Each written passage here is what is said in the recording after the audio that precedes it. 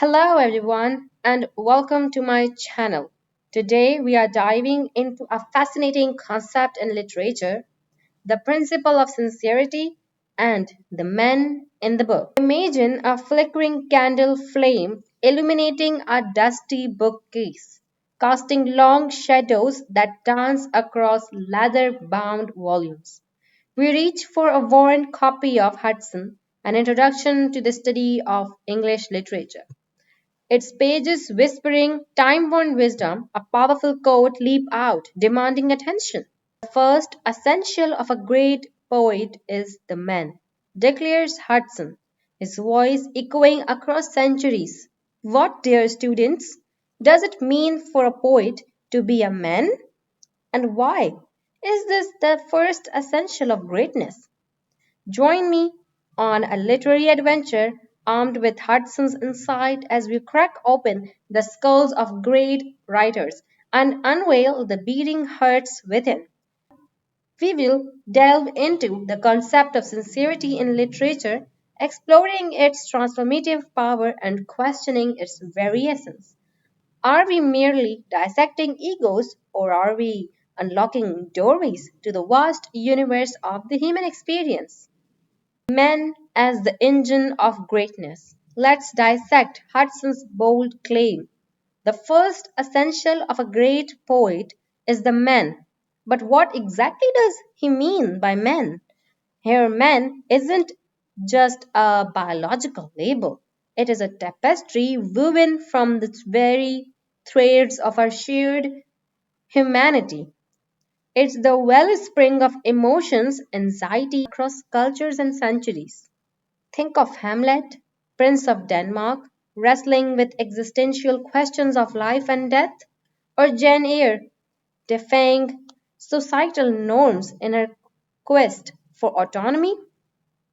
These characters, born from different authors and eras, embody universal human qualities: love, loss, doubt, resilience.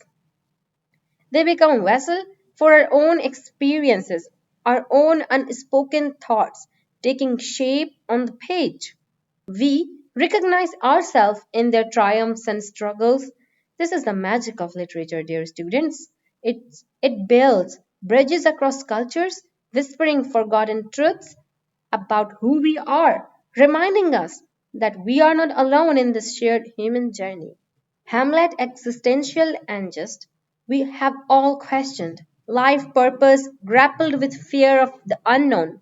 Hamlet's internal turmoil becomes a mirror reflecting our own anxieties, reminding us that the search for meaning is a universal human experience.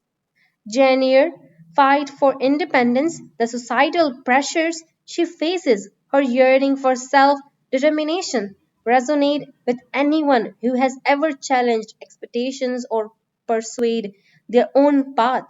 Her story becomes a testament to human spirit's resilience and the universal desire for freedom.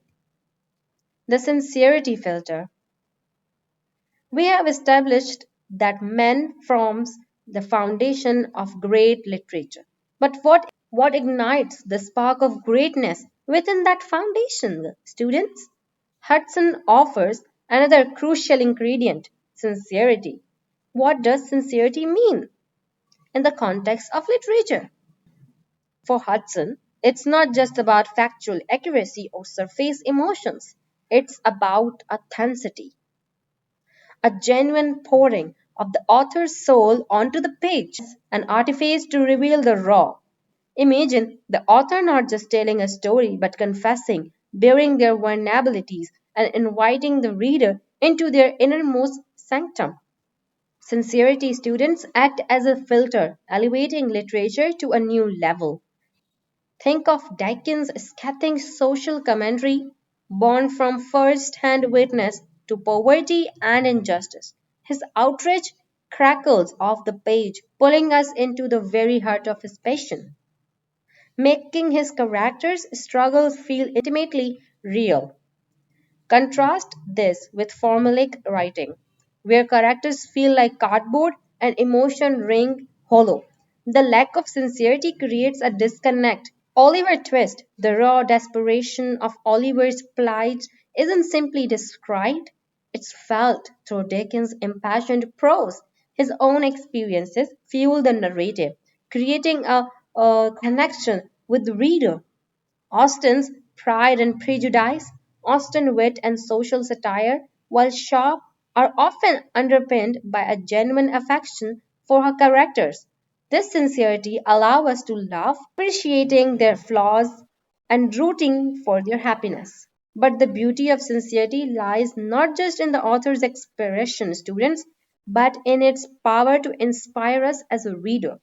Let's pause here and ask you, dear students, have you encountered moments in literature where you felt that author's sincerity pierced through the pages, creating a deep emotional connection? Share your examples in the comments below. By Plato, literature is entire sincerity towards self, own experience, truth of things one privileged. George Henry Lewis said literature is determined by their authenticity. Students, literature doesn't demand unusual depth of insight or expectational experiences, but it demands author to give us of his best. His best cannot be another's. Students' experience can be great or small. Man should write what lies at his own door. Whatsoever he has lived, seen, thought, felt, known for himself is one which a student of literature can never afford to lose sight of. And always remember, value of literature is measured from its authenticity. Students, how literature reflects the men of society. We have explored how men forms the foundation of great literature and how sincerity acts as a filter elevating its emotional resonance. But let's shift the focus from authors' individual men to the broader canvas of society. After all, great literature doesn't exist in a vacuum, students. It's a mirror reflecting the men within the social, historical, and cultural context.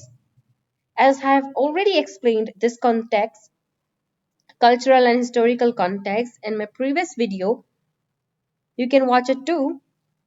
Imagine authors as chronicles not just of personal stories but of the collective human experience. Students, they weave social issues, historical anxieties, and culture trends into the fabric of their narratives, holding up a mirror to society to reveal its cracks and imperfections, but also its triumphs and aspirations.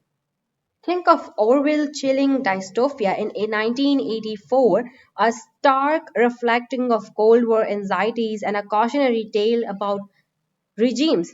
His man isn't just Winston Smith, but the collective men grappling with societal control and fight for individual freedom. Dear students, also consider Austen witty satires dissecting the rigid social norms and gender expectations of her time. Through her men, the character navigating their constraints, she shed light on societal issues and sparked laughter in existing structures and seek change. By reading literature with a historical and cultural lens, we unlock a deeper understanding of both the author men and the men within their specific context. We see their struggles mirror our own, their anxieties resonate with our contemporary concerns, and their triumphs inspire us to strive for the better future, students. War and Peace, the epic saga, not only captures the horror of war but also reflects the social and political transformations of Russia in the early 19th century.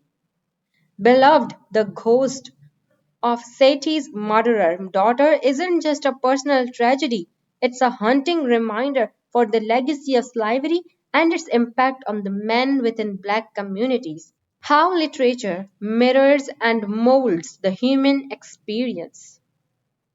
We have unraveled the threads of men, the individual soul at the heart of great literature, the filter of sincerity that elevates its impact and the reflection it holds up to society, but our genre culminates in the most profound impact of all. How encountering men in the literature shape us as individuals. Have you ever think about it? Imagine peering into a literary pool, not just witnessing lives unfold, but seeing glimpses of your own reflected back. Great literature challenges our perspective, provokes introspection, and compels us to grapple with universal questions about who we are and what it means to be human. Catcher in the Rye, forcing us to confront the complexities of adolescence and the search for meaning. These encounters with men on the page don't just entertain, they push us to grow, to evolve, to question our own beliefs and values. The man in the book precisely is all about author. And while reading, we make contact between author and ourselves. Try to read a great book and try to penetrate as deep as you can, students. It will help you a lot in literature. See you in my next video.